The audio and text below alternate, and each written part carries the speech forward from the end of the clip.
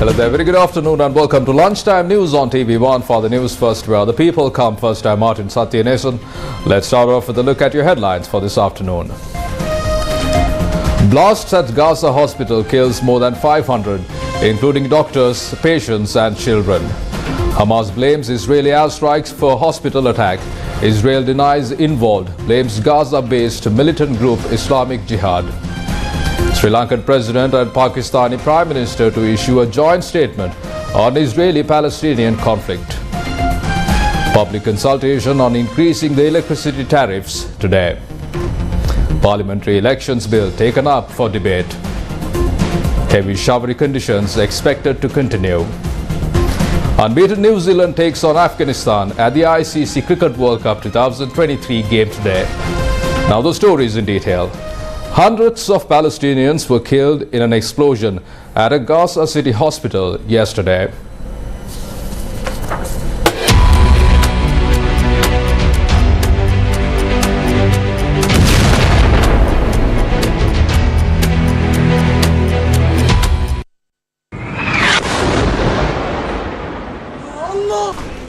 The Gaza Health Ministry said that at least 500 people died and blamed an Israeli airstrike.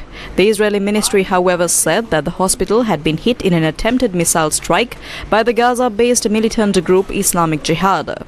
Officials said up to 4,000 people were sheltering in the Al Ahli Arabi Baptist Hospital where the bomb struck.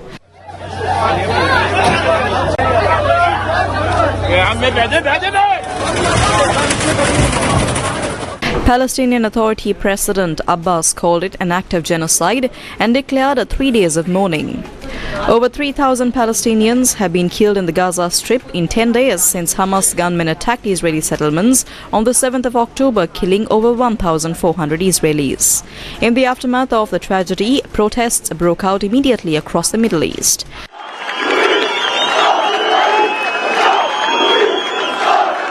Former Hamas leader Khaled Mishal called for supporters to immediately stage protests in front of embassies across the world following the hospital strike.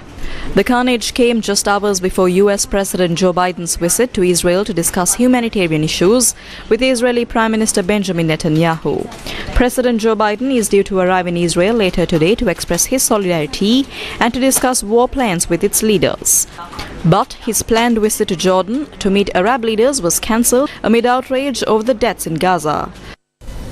President Ranil Wickremesinghe and Pakistani Prime Minister Anwarul Haq Khakar have reached an agreement to issue a joint statement reflecting their common stance on the Israeli-Palestinian conflict. The meeting took place on the sidelines of the One Belt One Road International Conference in China. President Ranil Wickremesinghe, who is in China to attend the Third Belt and Road Forum for International Cooperation, met with Pakistani Prime Minister Anwarul Haq Khakar on the sidelines of the event. According to the President's media division, both the state leaders discussed the critical developments unfolding in the Gaza Strip and a consensus was reached to issue a joint statement reflecting their common stance on the matter. During their meeting, the duo stressed the paramount importance of addressing the challenge of fostering a unified society based on shared humanity where divisions driven by race, religion or ethnicity give way to unity and mutual understanding. President Ranil Wickremesinghe and Prime Minister Anwarul Haq Khakar has also engaged in an extensive discourse concerning the economic crisis that affected both Pakistan and Sri Lanka, with a particular focus on strategies for recovery. The public consultation regarding the increase of electricity tariffs is being held at the Bandar Naika Memorial International Conference Hall from 9 a.m. today. Chairman of the Public Utilities Commission of Sri Lanka, Manjula Fernando, stated that 30 parties, including the Ceylon Electricity Board, will be consulted. The Public Utilities Commission has informed the Ceylon Electricity Board that the data presented by the CEB to increase the electricity tariffs is not in line with Sri Lanka's state of affairs. However, the CEB has handed over a document in response to the PUCSL. Chairman of the Ceylon Electricity Board, Nalinda Ilangakun, said the CEB currently incurs an operating loss of 22%. He said that proposals to settle this were submitted to the PUCSL. Chairman of the PUCSL said a final decision on the revision of electricity tariffs will be reached after the public consultation today.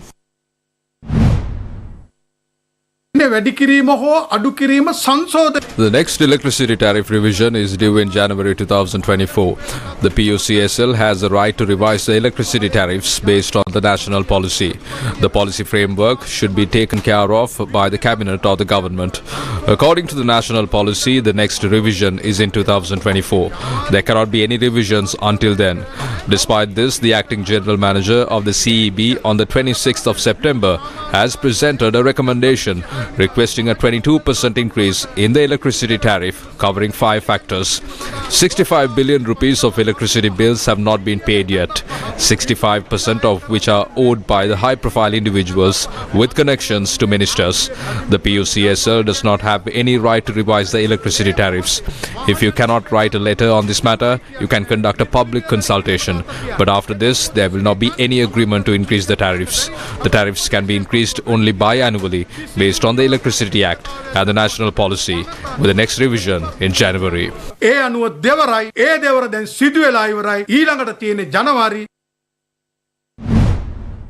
The National Trade Union Centre distributed pamphlets demanding an increase in salaries via the next budget in line with the rising cost of living.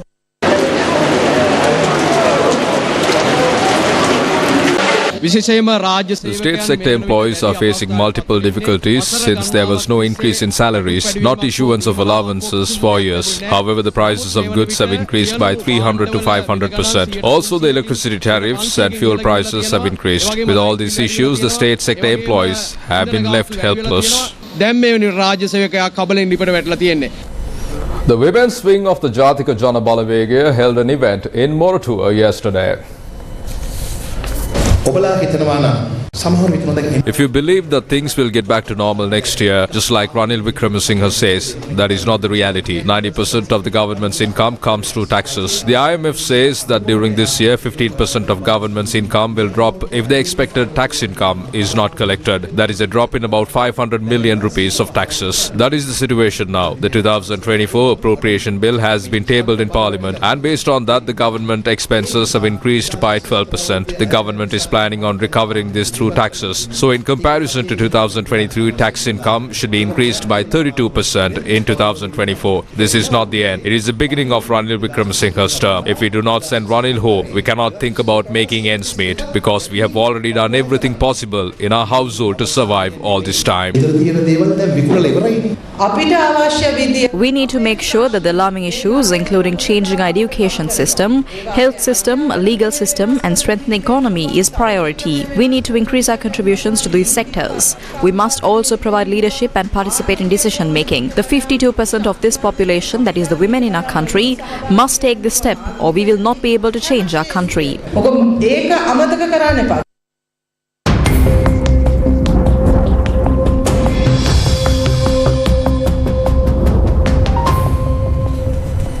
The Met Department said the prevailing showery conditions in Sri Lanka are expected to continue further due to the influence of the intertropical convergence zone. The Met Department predicts that showers or thunder showers will occur at times over most parts of Sri Lanka, with heavy showers above 100 millimeters in the western, Sabaragamuwa, southern, central and Uva provinces. Heavy showers can also be expected in the Kandy district during the afternoon or night. The landslide warnings issued to several divisional secretariats in 9 districts were also extended until this evening. The landslide warnings are in effect in the Badulla, Galle, Hambantota, Kandy, Kegol, Matale, Mathara, Nuwara and Ratnapura districts. Several shops in Ampegama town in Galle were inundated since this morning due to heavy showers in the area. News First correspondent reported that heavy showers can be expected in the area today as well.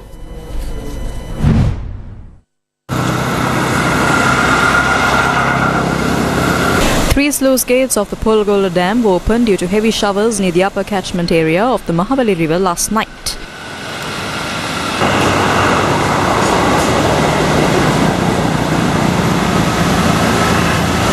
The office of the engineer in charge of the Polgola Dam said 5,900 cubic meters of water is being released to the Victoria Reservoir per second.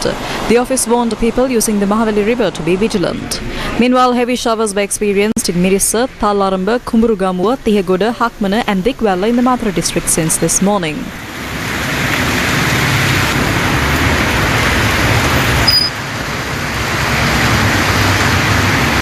News First correspondent reported that heavy showers were experienced in Babbegama, Ampegama and Alutwala. The low-lying areas in Mathura are flooded due to heavy showers.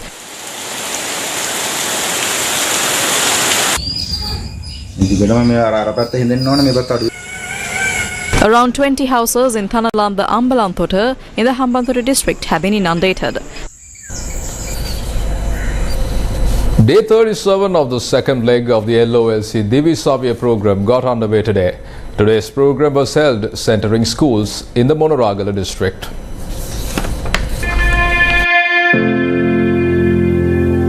The second leg of the LOLC Divi Savya program will provide school books and stationery items to schools with less than 100 students.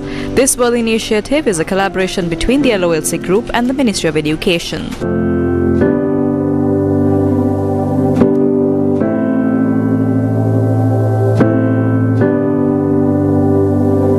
School books and stationery items were distributed among students of the Debakkivela Kanishta Vidyalaya, Madugasmulla Kanishta Vidyalaya, Siddhartha Kanishta Vidyalaya, Viharagala Primary School, Horambua Kanishta Vidyalaya and the Suduwatuwara Kanishta Vidyalaya.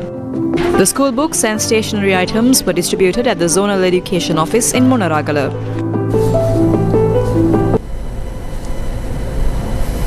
News from Parliament. Speaker Mahinda Yapa informed Parliament today that the Supreme Court has received 45 petitions against the online safety bill.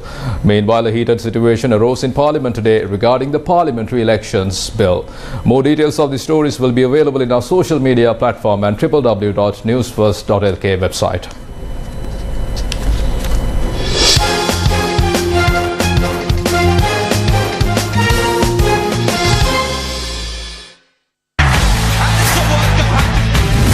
Official ICC Men's Cricket World Cup India 2023. Shifting your attention to sports news, Afghanistan is set to take on New Zealand in the 16th match of the ICC Cricket World Cup 2023 today.